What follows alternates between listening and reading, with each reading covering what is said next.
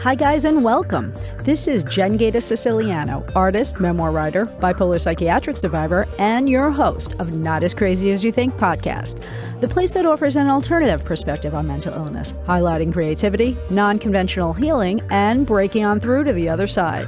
If you are ready for a new narrative on the mental realm that celebrates crazy and cool without penalty, then Not As Crazy As You Think is for you. Hello, this is Jen Gaeta Siciliano, your host of Not As Crazy As You Think podcast. I am thrilled today to announce that we have Vesper Moore with us, an amazing individual who I'm thrilled to have on the show today.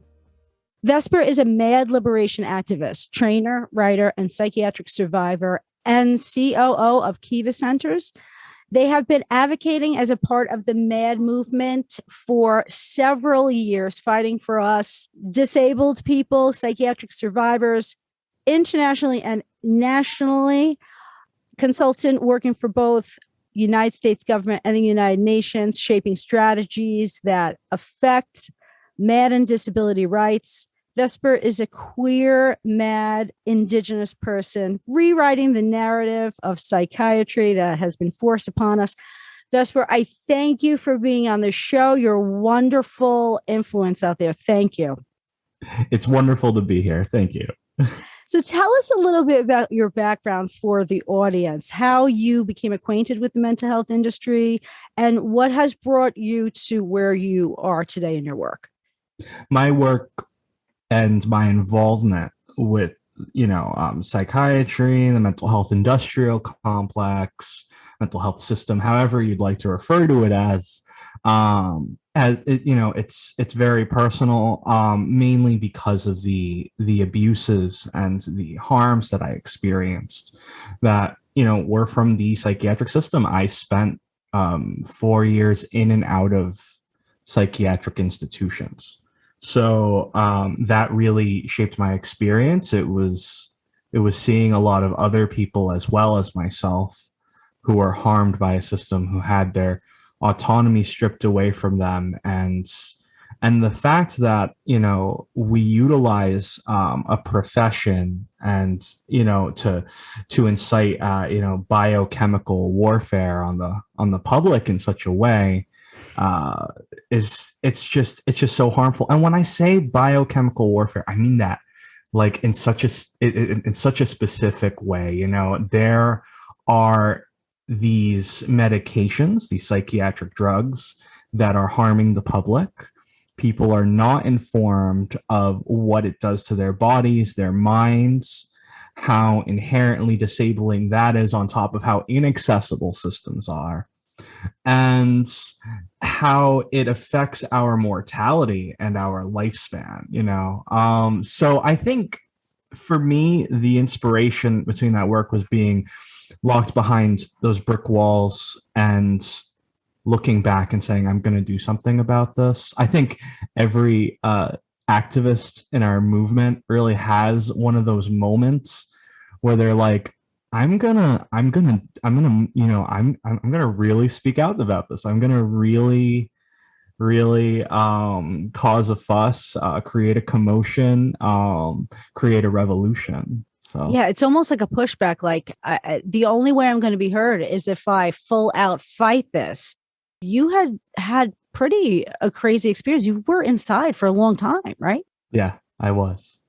Wow. And that really has shaped, I think, the visceral energy behind your movement, because, someone like me, I was throughout the course of my life, 10 days each time, but disabled each time, because of the push of very harmful chemicals into my body, again, having to get adjusted and losing professional relationships. But I took a long time, I believe, to get on the bandwagon. Someone like you, it's almost like it was like an intensive course in, the abuses of psychiatry. And then you threw yourself in. And that's so thrilling to me because, you've done so much. One of the things that you always point to is the historical abuses of how this has been going on for so long with certain groups through eugenics, early at the turn of the century, how that was going on with so many immigrants who were coming to this country. Anybody who doesn't seem to fall in line with the traditional normal characteristics of what colonialism and the white man has pushed forth as, these are the normals and these are the abnormals. This is how you line up.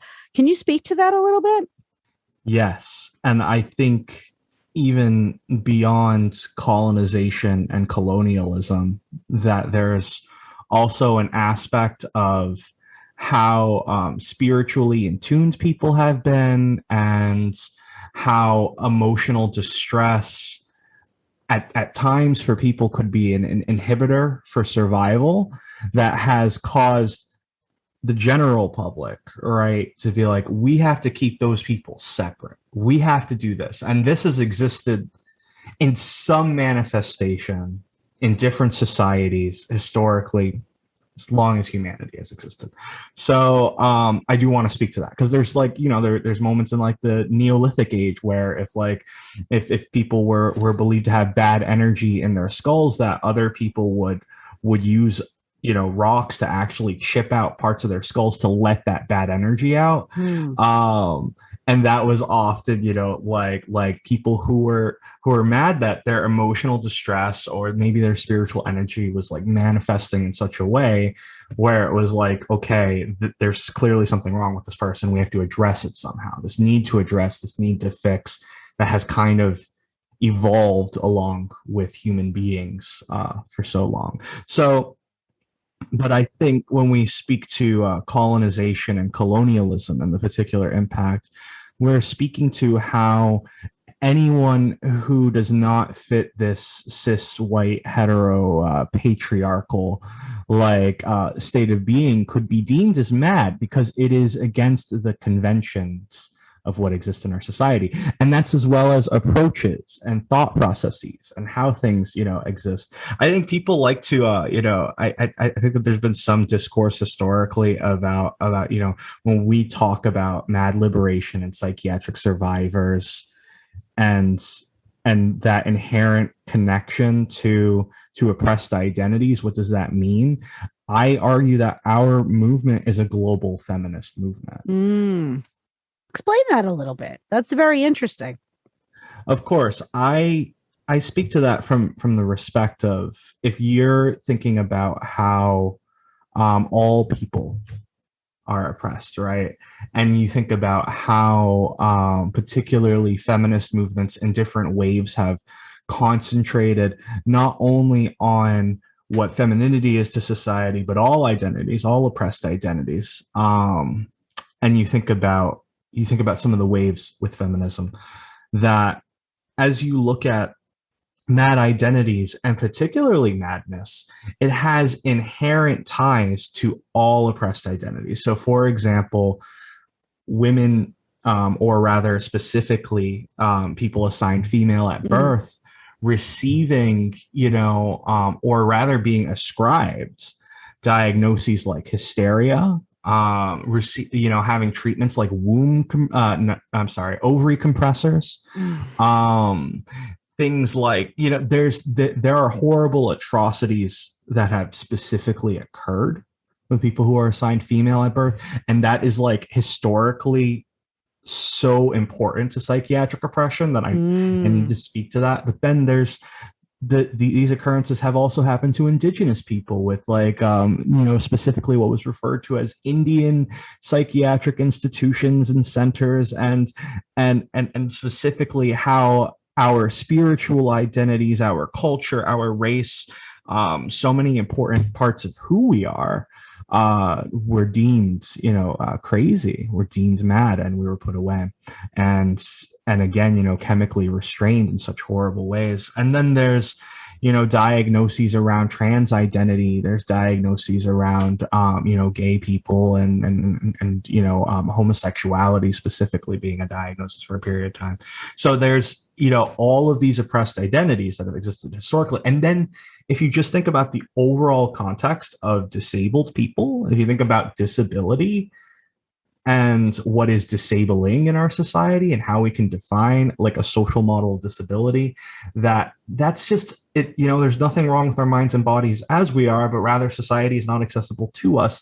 And that disabled people have always been put on the outskirts and isolated historically, for very long times. If you look at Spartan society and how they would take a disabled child, disabled baby specifically, and kill that baby because it would inhibit the strength of a society, right? Or if you look at the Holocaust, alongside Jewish people, you also had gay people, you also had disabled people who weren't necessarily Jewish, but also in those camps, right? You have so many different societies that have just harmed and killed disabled people, mad people, and it's so important. Just recently in Singapore, there was a man who was incarcerated for 10 years. He had what was described as a learning disability and a mental health diagnosis. And this disabled man in the public was being charged for bringing drugs into the country. And they kept him for 10 years, and they were going to publicly execute him by hanging in Singapore. And the fact that we're talking about this now, this isn't something that is historical. This was last week. Yeah, that we were advocating, and I'd witnessed a panel on this that a colleague of mine, Emmy, was on, and I was just in sheer shock. I'm like, here I am, going about my day in this horrible, aesthetic capitalist society, and here on the other side of the world, people are trying to fight for a disabled person not to be publicly executed. Yeah.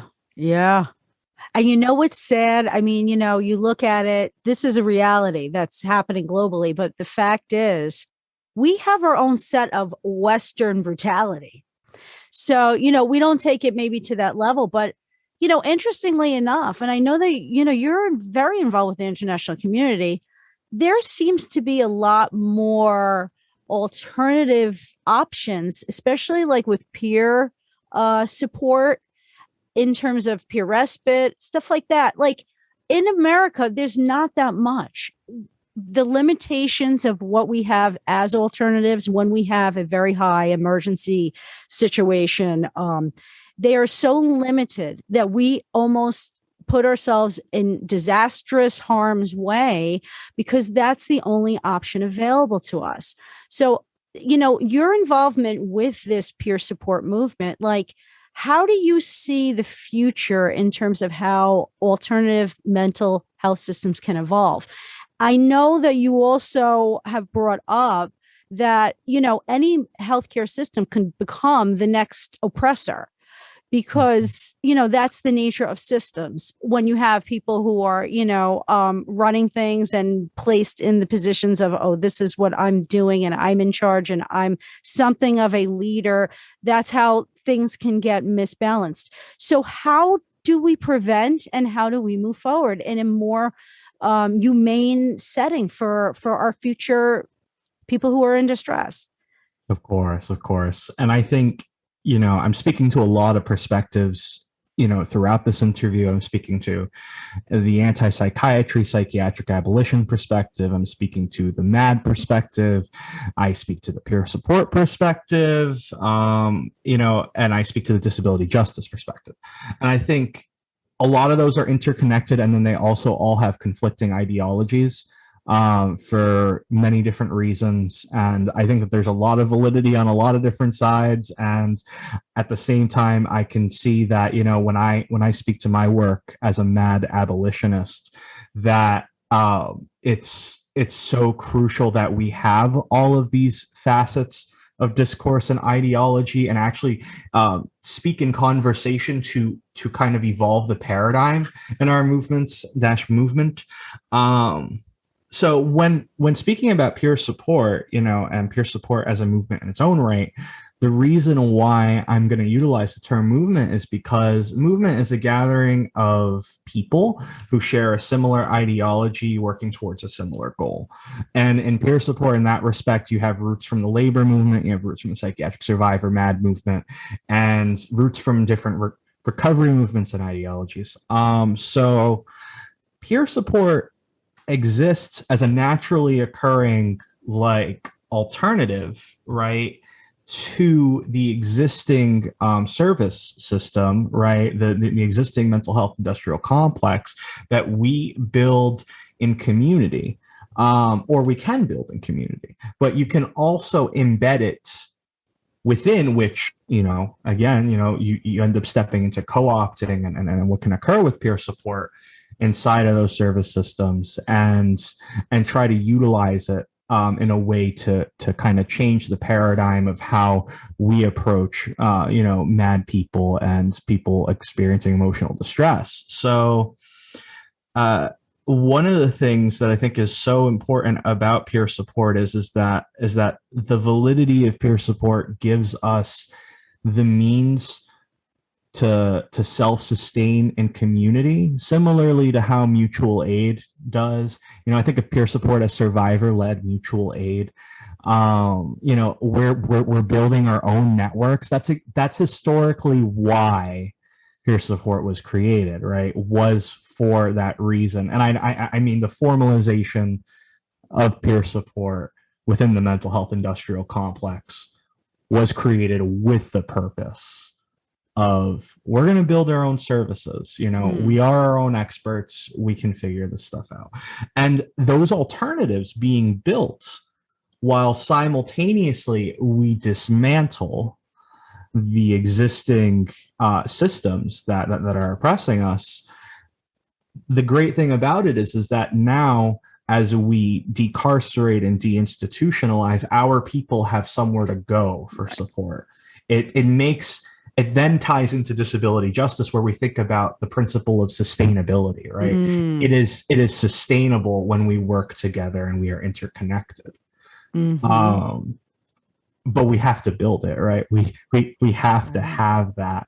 And I think that simultaneously, with the racism of professionalism and the oppressive nature of professionalism, it's harmful to peer support.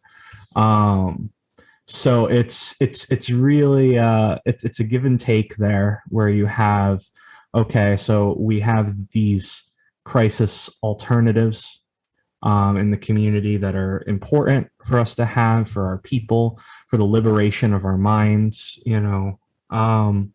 and then also we have peer support being used as a tool for manipulation and an inherent industry that's being built out of it. It's so hard, because what do you do? Do you come up with some kind of Bill of Rights of guidance and, for each, because then it becomes something institutionalized, right? It's like, okay, well, these are the rules. Don't go beyond these rules, right? But it's almost like a lot of what we want is just humane treatment.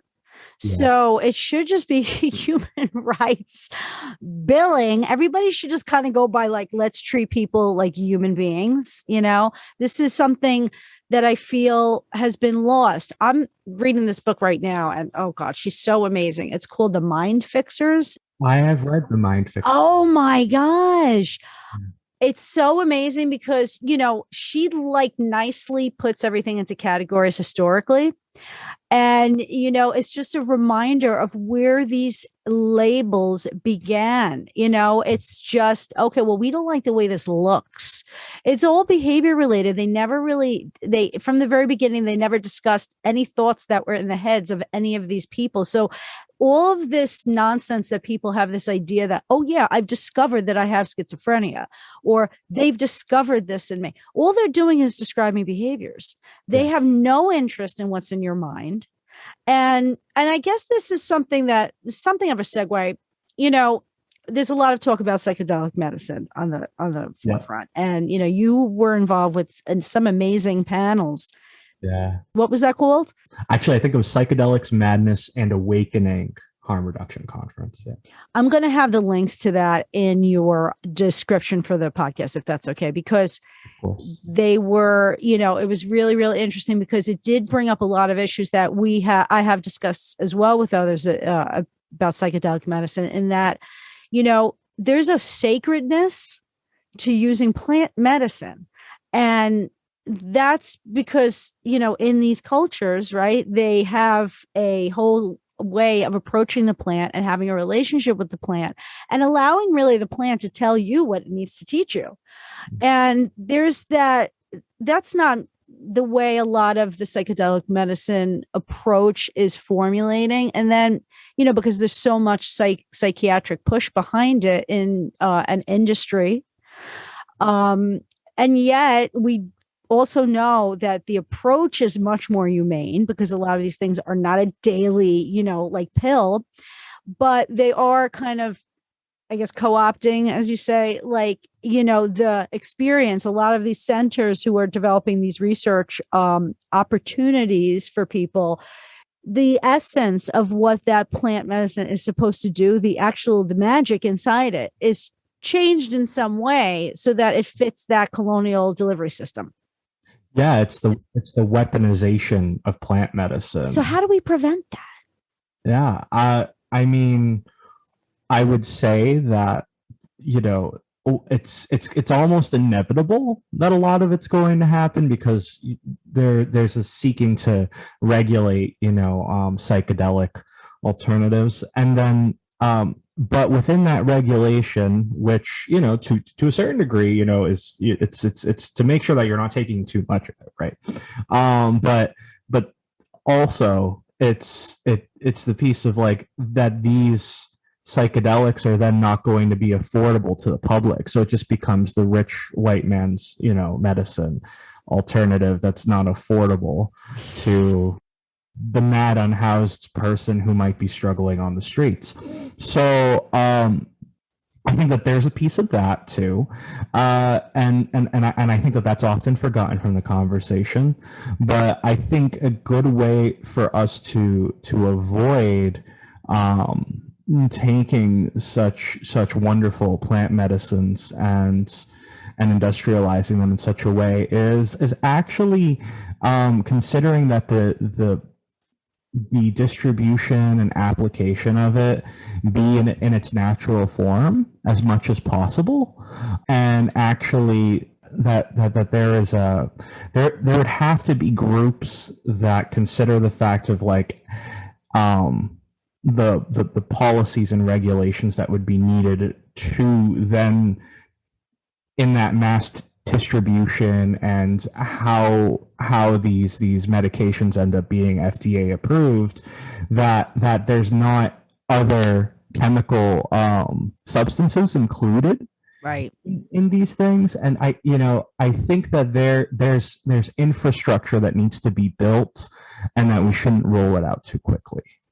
Yeah, I mean, see, it's difficult because the other part of me just wants to say, well, why don't we just embrace a more inclusive, understanding of what it means to do these things? I want to learn from the people who have used this in their culture for centuries. Yeah. I don't really want to care. I don't really care what the guy says who's the expert and he's wearing the lab coat. Like, to me, that doesn't mean anything to me. So, I hope that something is preserved along those lines. And I do know that a lot of people in the movement, they do want that. They want that ability to say, well, listen, I want to use it therapeutically, recreationally, but I want to be able to distribute it in the way I need. Or, I'm just speaking in terms of us. Like, we have governments, we exist in the ways that we do right now.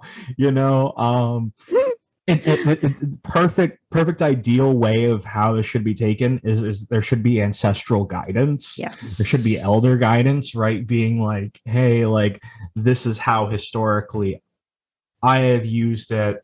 And my elders have used it. This is how you can utilize it. This is how you can release it from your body after utilizing it. These are the things you can do. And then having a shared network of information in that way, also having all that information compiled for future generations to pass on. I mean, there's a lot of Indigenous societies doing this. That's very hopeful for me, because that's the vision that I have. Like, it's almost like in another lifetime, I hope that occurs. You know what I mean? Like, I want to live in that world. So I hope that that's really something that gains a lot of backing and movement within those communities. Yeah, I hope so too. I think it's the importance of, when we talk about sharing Indigenous knowledge. I think, there is the aspect of cultural appropriation, and where exactly does that come in, and where does appreciation come in? Right. In order to appreciate something, you speak to where it comes from, and you preserve its history, and you pay respect to that culture. Right. And as long as you are doing that, you should be fine. I think it's always best to learn and contribute to the economies of those tribes and support them and the best you can. And in exchange, we could learn from a lot of these plant medicines that exist in these different tribes. But I think right now our society is built in a way where we're killing Indigenous people.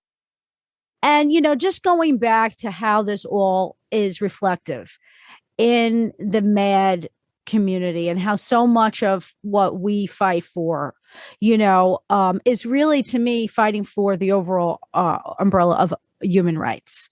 Because what I feel like what we found in the COVID experience is that everyone started experiencing mental distress. And then it was like, oh, okay. I almost felt like, oh my God, like this is the floodgates are opening. Like, oh, this is great. Like, let's get them all in, like, come on, man, people. And in a way that hasn't changed much, but I feel like some people are still like looking for something, and they are always looking to the experts, right? But what does an expert mean? I mean, certainly the people who have lived experience, they know things that others don't. And certainly they also know what it's like to be on the other end of things like sanism and you talk about like ableism. Can you like share what those words mean? Because if these are going to be part of the new conversation, then I think that like people really need to know what those things mean. What do those things mean, and what are examples of those things shown in our society? For sure. And I'm gonna also speak to something that my friend Matthew says a lot, and I say also, lived experience being in the past tense. I prefer to say living experience. We're all living now, and we all have valuable information to share. And that there's this idea that if it is lived in past tense, then you are recovered, that is the only time in which your experience is valuable to be shared. And then you spoke to of the interconnection of the MAD movement, how everything is kind of connected in that way. And Indigenous rights is connected in that way because Indigenous societies speak to how the world was pre-colonization, pre-colonialism. Psychedelics is important because when you utilize psychedelics, you enter mad states, if you will, of emotional distress to process information. And when you think of mycelium, which are related to, mushrooms, those networks that exist within mushrooms underground and how they communicate to each other miles apart and how they're all interconnected, our society socially functions in a very similar way. And how, and this leading back to our larger MAD movement, and when I talk about, multiply oppressed identities, when I talk about, racism, I talk about homophobia, transphobia, misogyny, misogynoir, transmisogyny, all of these things that exist in our society, they are all interconnected because, as I said earlier, if you are not the cis white hetero man in our society, then you are inherently against the convention. Thus, you are mad. Thus, you are the disabled. Thus, you are this, right? So if you exist counter to that is so important, and that is how the MAD movement is actually connected to all of these social justice movements and identities and ideologies, and in that respect. And when I speak to ableism and sanism, ableism asks that, our society is so inaccessible to our bodies and minds, and we discriminate on the basis of, well, why aren't you physically there? Why aren't you mentally there? Why aren't you here? Why aren't you there? Why aren't you contributing to the productivity that neoliberalism, capitalism would like you to, right? Something interesting I was just reading about is called design justice. And design justice really speaks to how accessible tools and things in our society, or just technology in general, and many different things, are designed without considering oppressed identities, oppressed people. So, and how a design justice framework really speaks to how do we design things intentionally in the consideration of all oppressed people? How do we make them more accessible? It's where technology, and where disability justice, and where information science, and where all of these things meet in the middle, right, is design justice. And it's so important to our ever evolving society, especially as technology and the use of social media,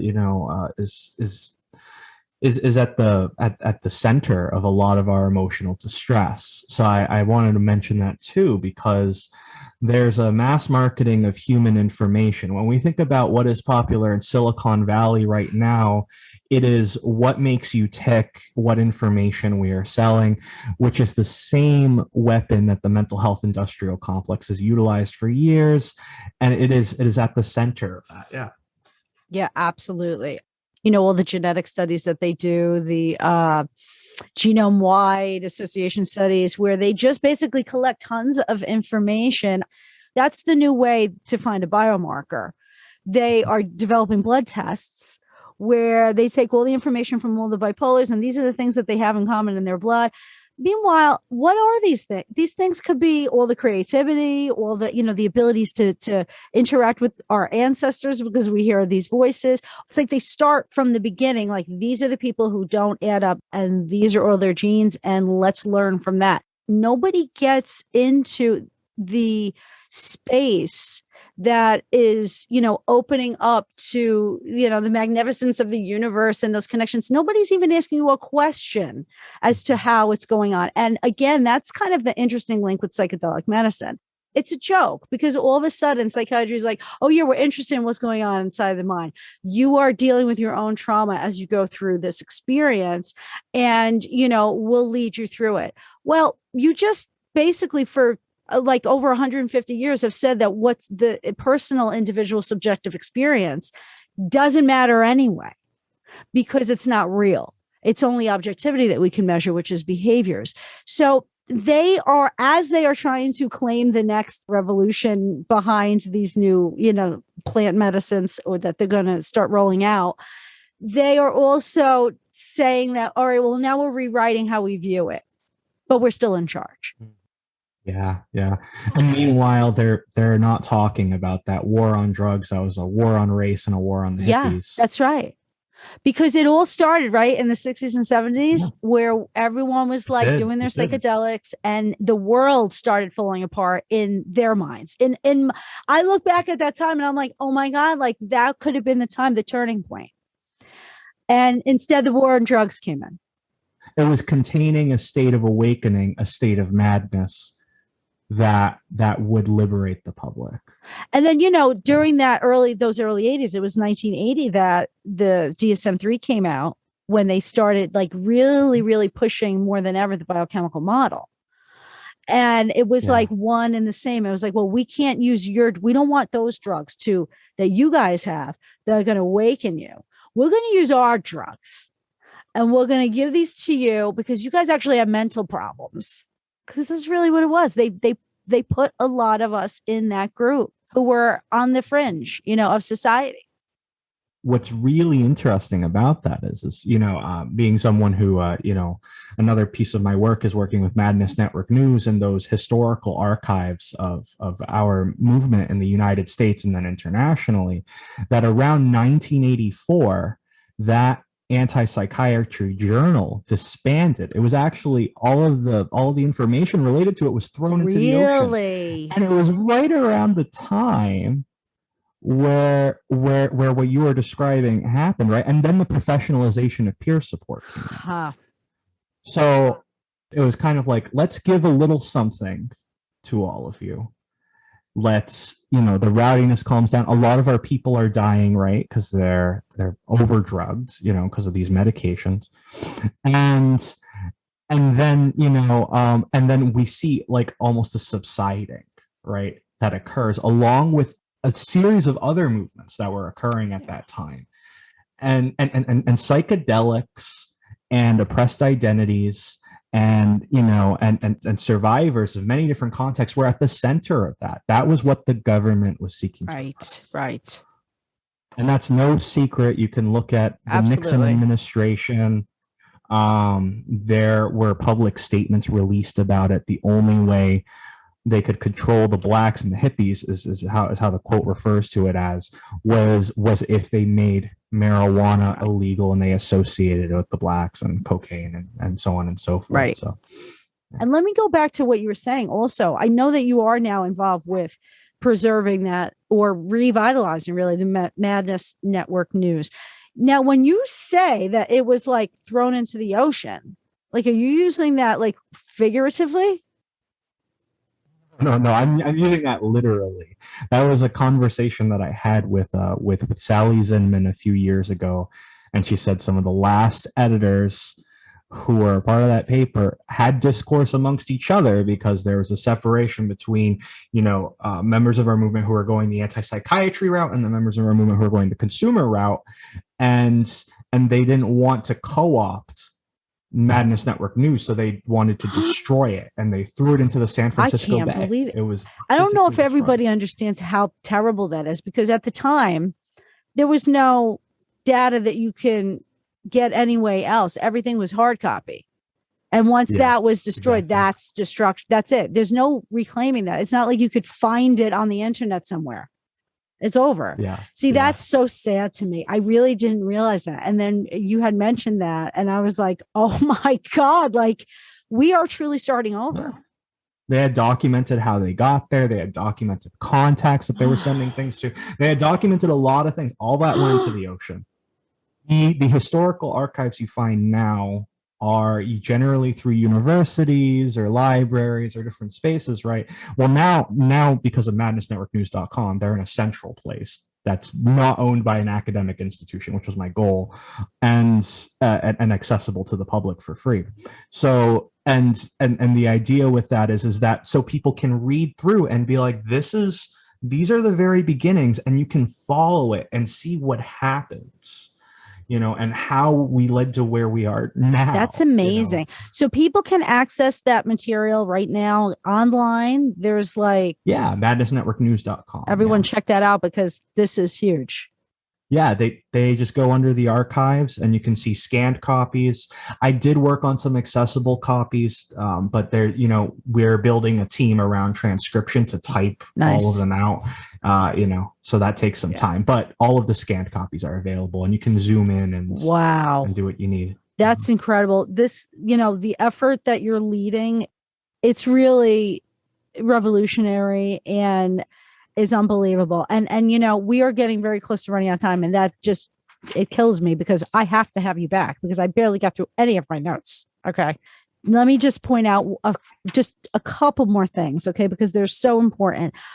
There's a couple things that you talk about in terms of identity and capitalism. But one thing that you say is value is not inherent on what we can produce for a capitalist society, but rather what we can determine value for ourselves. So in the way that we treat mental illness, it's clear that we place value on the wrong issues. Like, how do we reclaim the right values? So how do we push those new values forward? Such a crucial question, because the thing is that you have to dismantle capitalism to achieve it.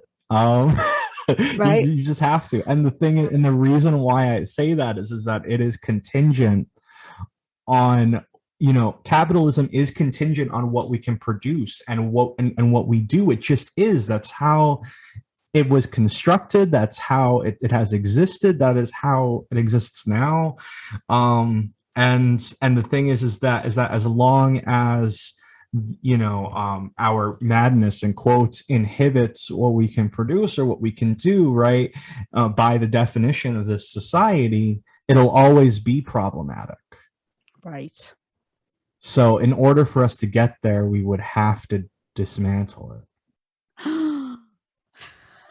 Please, how is this going to happen? We have to call out for this dismantling. Well, you know what? Part of the dismantling is letting go of our attachment to it. Yes. Because once we start saying, well, you know what, we don't really need, I mean, I try to live like a non-capitalist life. Like I just simplify my life to such a degree that I try not to, I'm all about frugality and like stretching any small dollar I can make, because I don't want to invest in making any full-time commitment to like working within the system. So there's different choices I guess you can make. And then once you start making those choices, you start seeing this doesn't have to be the center of my understanding how things should be. We tend to like idolize our system here as if we have it all together and this is the best system that's ever been created so far. It's really ridiculous. Yeah. So I pray that these things start changing, and I am just so thrilled that someone like you is out on the front lines putting so much more light on such an important subject. And there's just a million more things, but what I wanted you to just give me one just last insight on why this is also speaking to, I guess, a spiritual issue. Mm-hmm. If you could just give me a quickie on that, because there's so much there, but I don't want to leave this conversation without you giving me a little bit of your insight on that. Of course.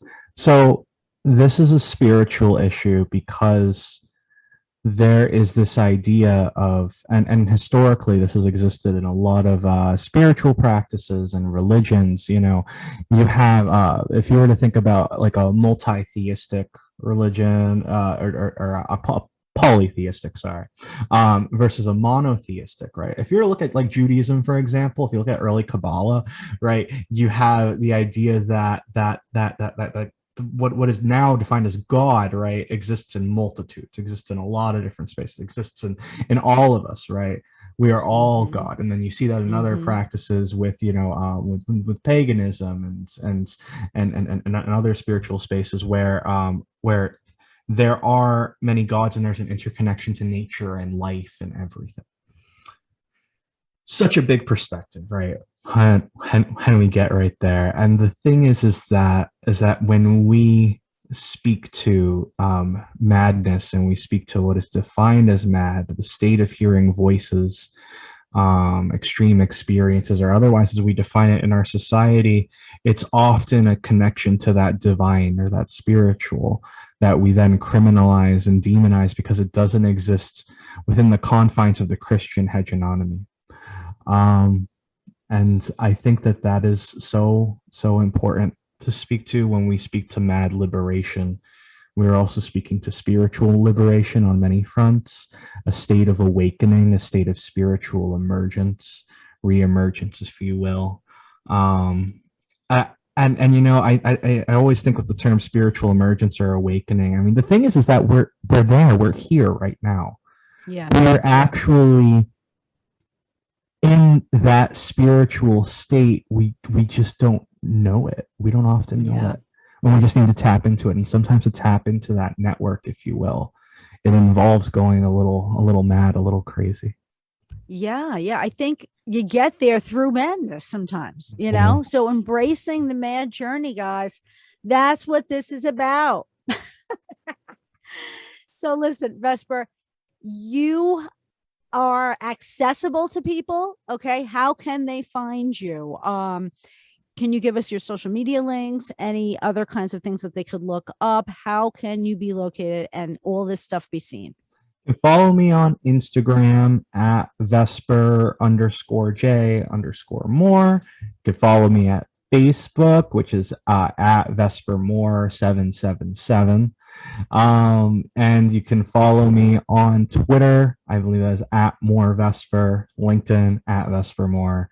You can also just type in Vesper Moore and see what comes up. It should be something that you make sure you do today because it's amazing stuff. Yeah. Vesper, thank you so much. You are amazing. I am thrilled to meet you, to begin this discourse, and hopefully we can have more conversations like this. Thank you so much for joining the show. Thank you for having me. Thanks for listening to Not As Crazy As You Think, and don't forget to subscribe to my YouTube channel. And remember, mental health is attainable for anyone, especially those labeled with mental illness. Until next time, peace out.